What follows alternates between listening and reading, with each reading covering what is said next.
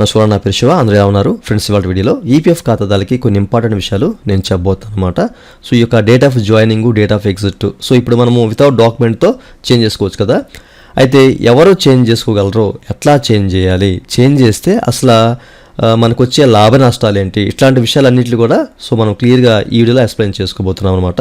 ఓకేనా? సో క్లియర్గా మీకు ఎక్స్ప్లెయిన్ చేస్తారు ఇట్లాంటి విషయాలన్నీ కూడాను. సో స్కిప్ చేయకుండా ఎంతవరకు చూడండి, మీకు క్లియర్గా అర్థమవుతుంది. అయితే వీడియోకి వెళ్ళే ముందు ఇలాంటి విషయాలు మీరు మరింత తీసుకోవడం కింద సబ్స్క్రైబ్ బటన్ ఉంది, దాన్ని ట్యాప్ చేసి మన ఛానల్ సబ్స్క్రైబ్ చేసి పక్కనే ఉన్న బెల్ బటన్ని యాక్టివేట్ చేయండి. అండ్ అంతేకాకుండా లైక్ చేయండి. సో లైక్ చేస్తే ఇలాంటి వీడియోస్ అందరికీ చేరుకుంటాయి, చాలామందికి ఉపయోగపడతాయి. So please like.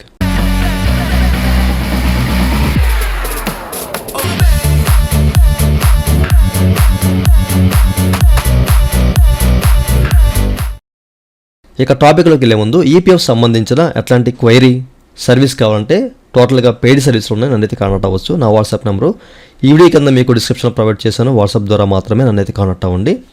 అయితే ఈ వీడియోలో సో మనం ఎట్లా అసలు date of joining, date of exit, so ఎట్లా చేంజ్ చేసుకోవచ్చు, ఎవరు చేంజ్ చేసుకోగలరు అనే విషయాలు మీకు ఎక్స్ప్లెయిన్ చేస్తాను. ఓకే, అయితే ఫర్ ఎగ్జాంపుల్ ఒక సర్వీస్ హిస్టరీని తీసుకున్నాను. ఓకేనా? ఇక్కడ అంత ఇష్యూ లేదు, అంత కరెక్ట్గానే ఉంది, బట్ మీకు చూపిస్తున్నాను అంతే. ఓకే, సో ఇప్పుడు ఈ యొక్క date of joining, date of exit అనేది వితౌట్ డాక్యుమెంట్. ఓకేనా? సో ఎట్లాంటి డాక్యుమెంట్ అప్లోడ్ చేయకుండా వితౌట్ ఎనీ అప్రూవల్, అంటే హెచ్ఆర్ కానివ్వండి, లేకపోతే సో ఈపీఎఫ్ ఆఫీస్ వాళ్ళు కానివ్వండి, సో ఎవరు అప్రూవల్ లేకుండా మనం ఎట్లా చేంజ్ చేసుకోవాలంటే మన ఐడి అనేది, అంటే ఎవరు చేసుకోగలరు అనే విషయం గురించి మీకు చెప్తున్నాను. సో ఎవరి యూఏఎన్ నెంబరు 2017 అక్టోబర్ 2017 తర్వాత జనరేట్ అయ్యి ఆధార్కి లింక్ అయి ఉంటుందో, సో అట్లాంటి వాళ్ళు, ఓకేనా, అట్లాంటి వాళ్ళు వితౌట్ ఎనీ డాక్యుమెంట్ అప్లోడ్ చేయవలసిన లేదు, ఎవరు అప్రూవల్ అవసరం లేదన్నమాట వాళ్ళకి. ఓకే, అయితే ఇంకా మాకు సార్ చూపించట్లేదు అంటే డాక్యుమెంట్ అడుగుతుంది, మాది 2017 తర్వాత ఐడియే, అక్టోబర్ 2017 తర్వాత అంటే మీరు 2018 తర్వాత 20 తర్వాత అట్లా జాయిన్ అయిన వాళ్ళమే, అప్పుడు మాకు ఈ నెంబర్ జనరేట్ అయింది, బట్ అయినా కానీ అడుగుతుంది ఏంటని చెప్పేసి కొంతమంది అడుగుతున్నారు. ఓకేనా? అయితే ఎట్లాంటి వాళ్ళు వెయిట్ చేయాలి, ఎందుకంటే ఇంకా మనకి వెబ్సైట్ పూర్తిగా టెస్టింగ్ మోడ్లో ఉంది. సో 3.0కి అప్గ్రేడ్ అవుతుంది. మనకి ఈపీఎఫ్ సంబంధించిన అప్లికేషన్ యాప్ కూడా వస్తుంది 3.0 మీద. సో దాని గురించి కూడా తర్వాత వీడియోలో మీకు చెప్తాను, నెక్స్ట్ వీడియోలో. ఓకే, దీని గురించి కూడా చాలామంది అడుగుతున్నారు. ఓకేనా? అంటే ఇంకా మనకైనా టెస్టింగ్ మోడ్లో ఉంది కాబట్టి ఇదంతా ఇంకా మనకి అండర్ మెయింటెనెన్స్లో జరుగుతుంది, వర్క్ జరుగుతుంది అనమాట. అందుకే మనకి వెబ్సైట్ అనేది ప్రాపర్గా కూడా పనిచేయట్లేదు. ఓకే, సో వెయిట్ చేయండి. సో కొన్నాళ్ళు వెయిట్ చేస్తే మీకు కనీసం ఒక 1 month అయినా వెయిట్ చేయండి. వెయిట్ చేస్తే ఈ ఇష్యూస్ అన్నీ రీసాల్వ్ అవుతాయి, అందరికీ కూడా అవకాశం వస్తుంది అనమాట. ఓకేనా? అయితే ఇలాంటి సిచ్యువేషన్ వచ్చినప్పుడు మీరు, అంటే మీకు డాక్యుమెంట్ అడుగుతుంది అనుకోండి, అప్పుడు మీరు ఏం చేయాలంటే ఏదో డేట్ని, ఇప్పుడు మీకు 1 నుంచి 20వ తారీఖు వరకు ఏ డేట్ ఎంటర్ చేసినా సర్వీస్ ఓవర్లాప్ పోతుంది అనుకుంటే కనుక, సో ఆ 1 నుంచి 20వ తారీఖు వరకు మీరు ఒక్కొక్క డేట్ని ఎంటర్ చేసుకుంటూ వెళ్ళండి. ఆ 1 నుంచి 20వ తారీఖుల్లో ఏదో డేట్లో మిమ్మల్ని వితౌట్ డాక్యుమెంట్ అడిగే అవకాశం అయితే, అంటే మిమ్మల్ని డాక్యుమెంట్ అడగదనమాట, అడగకుండా ఉండడానికి ఛాన్స్ అయితే ఉంటుంది. ఓకేనా? సో అట్లా మీరు డేట్స్ అనేవి చేంజ్ చేసుకుంటూ వెళ్ళండి. మీరు 1వ తారీఖు ఫర్ ఎగ్జాంపుల్ ఏదో నెల 1వ తారీఖు ఎంటర్ చేశారనుకోండి, అప్పుడు మిమ్మల్ని డాక్యుమెంట్ అడిగింది అనుకోండి, 2వ తారీఖుని ఎంటర్ చేయండి. ఓకేనా? ఎడిట్ చేసి మళ్ళీ 3వ తారీఖుని ఎంటర్ చేయండి. సో అట్లా డేట్స్ అనేవి చేంజ్ చేసుకుంటూ వెళ్తే మిమ్మల్ని డాక్యుమెంట్ అడగకుండా ఉండే ఛాన్స్ అయితే ఉంటుంది ఏదో ఒక డేట్ దగ్గర. సో అట్లా మీరు ట్రై చేయండి, లేకపోతే కొన్నాళ్ళు వెయిట్ చేయండి. ఓకేనా? అయితే కొంతమందికి కొన్ని ఇష్యూస్ ఉన్నాయి.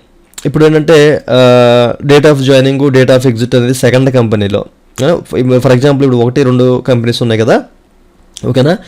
సో ఈ సెకండ్ కంపెనీ ఏంటంటే ఇక్కడ ఎగ్జిట్ ముందు డేట్స్ అనేవి ఇక్కడ వచ్చాయి అనుకుంటున్నాం. ఓకేనా? సో వచ్చాయి అనుకున్నప్పుడు మీరు మార్చుకోవచ్చు అండి. ఇప్పుడు మనకేంటంటే 2017 అక్టోబర్ 2017 తర్వాత సో మనకైతే అవకాశం అయితే వచ్చింది కదా. సో చాలామంది మార్చుకుంటున్నారు, సో మార్చుకోవచ్చు. ఓకే, సో నో ఇష్యూ, మార్చుకోండి. అయితే దీనివల్ల తర్వాత వచ్చే నష్టాలు ఏంటి అనేది మీకు చివరిలో చెప్తాను. ఓకే, అయితే ఈ ఫస్ట్ కంపెనీ, ఈ సెకండ్ కంపెనీ, థర్డ్ కంపెనీ, 3 కంపెనీస్కి ఈ సెకండ్ కంపెనీ వల్ల సర్వీస్ ఓవర్లాప్ వస్తుంది. ఓకేనా? ఫస్ట్, సెకండ్, థర్డ్కి ఇక్కడ ఎగ్జాంపుల్గా చెప్తున్నాయి కదా, అంతా కరెక్ట్గా ఉంది కానీ సో నేను ఫర్ ఎగ్జాంపుల్గా చెప్తున్నాను అనమాట. ఇక్కడ first company, second company, third company, ఈ సెకండ్ కంపెనీ వల్ల సర్వీస్ ఓవర్లాప్ వస్తుందండి. ఓకే, అయితే ఇక్కడ ఈ సెకండ్ కంపెనీకి date of joining, date of exit అనేది సేమ్ ఇచ్చేసినప్పుడు సర్వీస్ ఓవర్లాప్ రావట్లేదు అనుకున్నప్పుడు సేమ్ డేట్ ఎంటర్ చేసుకోవచ్చు. ఒకవేళ ఎట్లా ఎంటర్ చేసినా కానీ సో సర్వీస్ ఓవర్లాప్ వస్తుంది అన్నప్పుడు ఈ సెకండ్ కంపెనీకి date of joining, date of exit అనేది సేమ్ ఇచ్చేయండి. మీకు అక్కడ ఉన్న సర్వీస్ అంటే మీరు జెన్యున్గా ఈ సర్వీస్ అనేది 2 months చేసినా 6 months చేసినా 1 year చేసినా so date of joining date of exit అనేది సేమ్ ఎంటర్ చేసేవచ్చు అనమాట. అక్టోబర్ 2017 తర్వాత ఎవరికైతే యూఏ నెంబర్ జనరేట్ అయిందో అట్లాంటి వాళ్ళకి, ఓకేనా. అయితే తర్వాత వచ్చే పరిణామాలు నష్టాలు ఏంటి అనేది మీకు తర్వాత చెప్తాను, ఓకేనా. సో మీరు ఎంటర్ చేసుకోగలిగితే ఎంటర్ చేసుకోండి. బట్ మీరు ప్రాపర్గా అంటే ఎక్కడైనా మీరు ఏదైనా కంపెనీకి స్విచ్ అవ్వాలి అనుకున్నప్పుడు ఏంటంటే సో వాళ్ళకి ప్రాపర్ రీజన్ చెప్పుకోవాల్సి వస్తుంది అనమాట అక్కడ, ఓకే. సో వాళ్ళకి ఏంటి సర్వీస్ హిస్టరీలో మీరు ఏదైతే అంటే ప్రజెంట్ మీరు ఇచ్చిన యూఏ నెంబర్ ప్రకారం యాజ్ పర్ ఆధార్ వాళ్ళు ఇచ్చిన డేటా ప్రకారం మీకు సర్వీస్ హిస్టరీ అనేది ఇదే రిఫ్లెక్ట్ అవుతుంది, సో వేరే రిఫ్లెక్ట్ అవ్వదు. అయితే ఇప్పుడు ప్రజెంట్ ఉన్న ఇష్యూ ఏంటంటే మీరు ఇక్కడ చేంజ్ చేసిన మనకి సర్వీస్ హిస్టరీలో మనకి చేంజ్ అయిపోయినాయి కానీ వాళ్ళకి బీజీవీ ఏంటంటే వాళ్ళకి రిఫ్లెక్ట్ అవుతున్నాయి అంటే ఇంతకుముందు డేట్స్ ఏవైతే ఉన్నాయో రిఫ్లెక్ట్ అవుతాయి, అంటే అప్డేట్ అవ్వట్లేదు అనమాట. ఎందుకంటే ఈ 3.0 అనేది మనకి అప్డేట్ అయితే కానీ సో ఇవన్నీ ఈ ఇష్యూస్ అన్ని రీసాల్వ్ అవ్వనమాట, ఓకే. సో పాస్బుక్లో కూడా రిఫ్లెక్ట్ అయ్యే ఛాన్స్ ఉంటుంది అనమాట. ఇక్కడ మనకి సర్వీస్ హిస్టరీలో పోయినా కొన్ని ఐడీస్కి మాత్రం సో ఇక్కడ మనకి ఎక్కడ చేంజ్ చేసుకున్నా కానీ ఈ సర్వీస్ హిస్టరీలో అంతా క్లియర్గా ఉన్నా కానీ సో హెచ్ఆర్కి అనేది రిఫ్లెక్ట్ అవ్వట్లేదు. అంటే మనం ఏదైతే ఇక్కడ మన సర్వీస్ హిస్టరీ కరెక్ట్గా ఉందో అంటే మనం చేంజ్ చేసుకున్న తర్వాత సర్వీస్ ఏదైతే కరెక్ట్గా వచ్చిందో అదే రిఫ్లెక్ట్ అవుతుంది కొంతమందికి. అంటే ఇక్కడ మనకి 50-50 ఛాన్స్ ఉందన్నమాట. పూర్తిగా ఇది అందుబాటులోకి రాలేదు, ఓకేనా. సో మనం ఇక్కడ చేంజ్ చేసుకున్నా కానీ అక్కడ రిఫ్లెక్ట్ అయ్యే ఛాన్స్ ఉంది ఇప్పుడు ప్రజెంట్. సో ఇదంతా మనకి అప్డేట్ అవ్వాలి, కొంచెం టైం పడుతుంది, 1 month or 2 months టైం పట్టే ఛాన్స్ అయితే ఉందన్నమాట. మేబీ నాకు తెలిసి మార్చి తర్వాత మనకి ఇష్యూస్ అన్ని రీసాల్వ్ అయ్యే అవకాశం అయితే ఉంది, ఓకే. సో మీరు చేంజ్ చేసుకోండి. ప్రజెంట్ జస్ట్ మీకు ఎవరైనా కంపెనీకి స్విచ్ అయినప్పుడు సో వాళ్ళు జస్ట్ మిమ్మల్ని సర్వీస్ హిస్టరీ అడిగారు అనుకోండి, నో ఇష్యూ, ఓకే. అయితే ఇప్పుడు మనకు వచ్చే నష్టాలు ఏంటి అసలు ఈ యొక్క date of joining date of exit మారిస్తే అంటే కనుక సో మీరు ఇన్ కేసు ఇక్కడ మనకి ఈ సెకండ్ కంపెనీ ఒక 2 సంవత్సరాలు జెన్యున్గా చేశారండి, ఓకేనా. ఈ first company second company third కంపెనీకి ఇప్పుడు చెప్పాను కదా సో మూడింటికి ఓవర్లాప్ అనేది ఈ సెకండ్ కంపెనీ వల్ల వస్తుంది. సో దీనికి మీరు date of joining date of exit same ఇచ్చేసారు. 2 years సర్వీస్ ఉన్నా లేదా 1 year సర్వీస్ ఉన్నా సో డేట్ ఆఫ్ జాయినింగ్ అనేది సేమ్ ఇచ్చేసారు. సో ఇచ్చినప్పుడు మనకి ఏంటంటే ఇందులో ఉన్న అమౌంట్ ఏదైతే ఉందో ఈపీఎఫ్ ఫండ్ సో దాన్ని మనము విత్డ్రా చేయలేము అనమాట. ఫైన్ సెటిల్మెంట్ లాంటివి అలాగే ట్రాన్స్ఫర్ లాంటివి చేయలేం, ఓకే. ముఖ్యంగా ట్రాన్స్ఫర్ చేయలేం. ఇన్ కేసు మీరు ట్రాన్స్ఫర్ రిక్వెస్ట్ పెట్టారనుకోండి date of joining date of exit same ఉంటుంది కదా, సో దానివల్ల ఇష్యూ వస్తుంది. మాకు అవసరం లేదు సెకండ్ కంపెనీ అమౌంట్ అసలు అవసరం లేదు, మాకు దాంతో పని లేదు, సో పోయినా పర్లేదు అనుకుంటే కనుక date of joining date of exit same ఇచ్చేసుకోండి, ఇష్యూ లేదు, ఓకే. బట్ మీకు పాస్బుక్లో ఏంటంటే దీనికి సంబంధించిన సర్వీస్ అనేది మరి రిఫ్లెక్ట్ అవుద్ది అక్కడ, అంతే కదా. ఇప్పుడు మీరు జెన్యున్గా వర్క్ చేశారు కాబట్టి సో అక్కడ ఎంత అయితే సర్వీస్ ఉందో ఆ సర్వీస్ అంతా కూడా మీకు పర్టికులర్స్ అన్నీ కూడా కనబడతాయి. ఎప్పుడెప్పుడు ఎంత అమౌంట్ వేశారు ఏంటి ఎప్పుడు విత్డ్రా చేశారు సంథింగ్ విషయాలన్నీ కనబడతాయి. కానీ date of joining date of exit మాత్రం ఇదే కనిపిస్తుంది, అంటే సేమ్ కనిపిస్తుంది, ఓకే. అంటే ఫ్యూచర్లో ఓకే ఒకవేళ అప్డేట్ అయినా కానివ్వండి అక్కడ date of joining date of exit same ఉన్నా కానీ పాస్బుక్లో మాత్రం మీరు పర్టికులర్ మెంబర్ ఐడి క్లిక్ చేసి ఓపెన్ చేసినప్పుడు పర్టికులర్స్ అన్నీ కనబడతాయి. మరి మీరు స్విచ్ అయినప్పుడు జస్ట్ వాళ్ళు అంటే ఆ హెచ్ఆర్ ఎవరైతే ఉన్నారో ఆ కంపెనీ వాళ్ళు, ఓకేనా. సో వాళ్ళు మిమ్మల్ని హిస్టరీ అడిగారు అనుకోండి పాస్బుక్ సంబంధించిన హిస్టరీ, అప్పుడు మీకు ఇష్యూ అవుతుంది, ఓకే. ఇక్కడ మీరు చేంజ్ చేసుకున్నా కానీ సో మరి అక్కడ దొరికిపోతారు. దాని గురించి మీరు ఆలోచించుకోవాలి.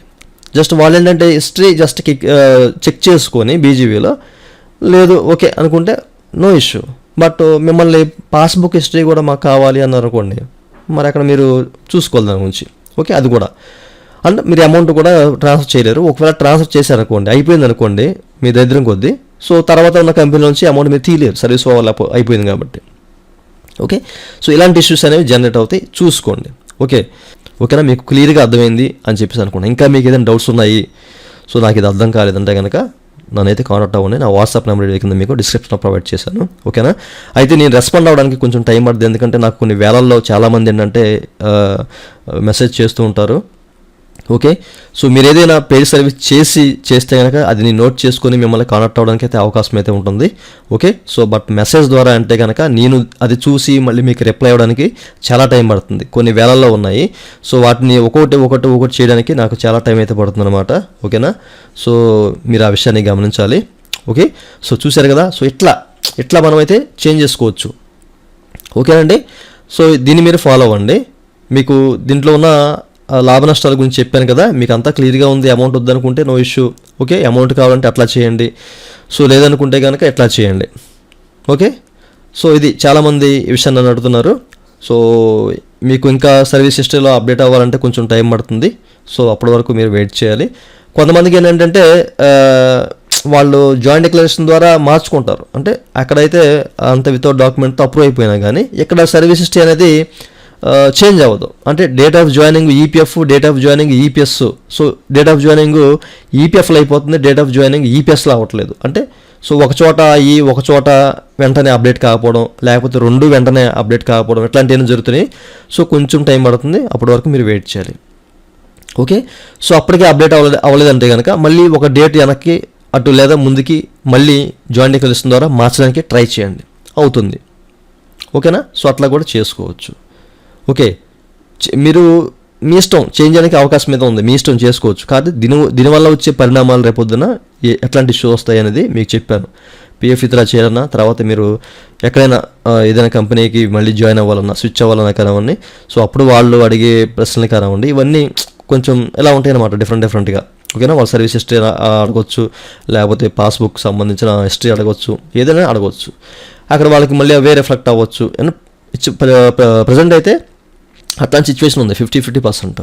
ఓకే, అయితే ఇక్కడ కొంతమందికి ఈ 2014, 2015, 2013లో జాయిన్ అయిన వాళ్ళకు కూడాను వితౌట్ డాక్యుమెంటు అవుతున్నాయి. అది 30% ఆర్ 40% క్లైమ్స్ అనేవి కొంతమందికి మాత్రమే.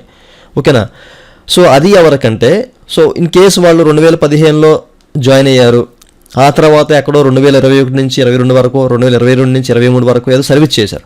ఆ 2022 నుంచి 23, 21, 22 చేసిన సర్వీస్లో ఉన్న డీటెయిల్స్ ఏవైతే ఉన్నాయో అవి మాడిఫై అవుతున్నాయి. Date of joining, date of exit అనేది without document, without any approval అవుతున్నాయి.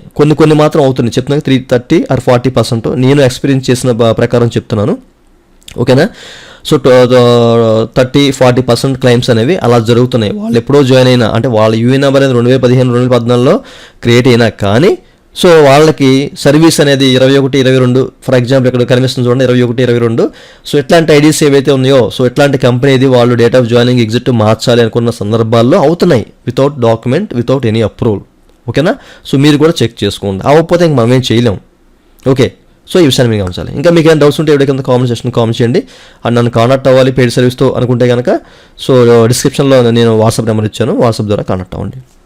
ఇదంటే వాళ్ళ వీడియో. ఈ వీడియో మీకు నచ్చితే వీకెండ్ లైవ్ ఉంది, లైక్ చేసి మన సపోర్ట్ చేయండి. అలాగే 2 విషయాలు మీరు మధ్య తీసుకోవడం అడిగిందా, సబ్స్క్రైబ్ ఉంటుంది, అంటే ఆప్ చేసి మన సబ్స్క్రైబ్ చేసి పక్కనే మన నడిచండి. Thank you for watching and జై హింద్.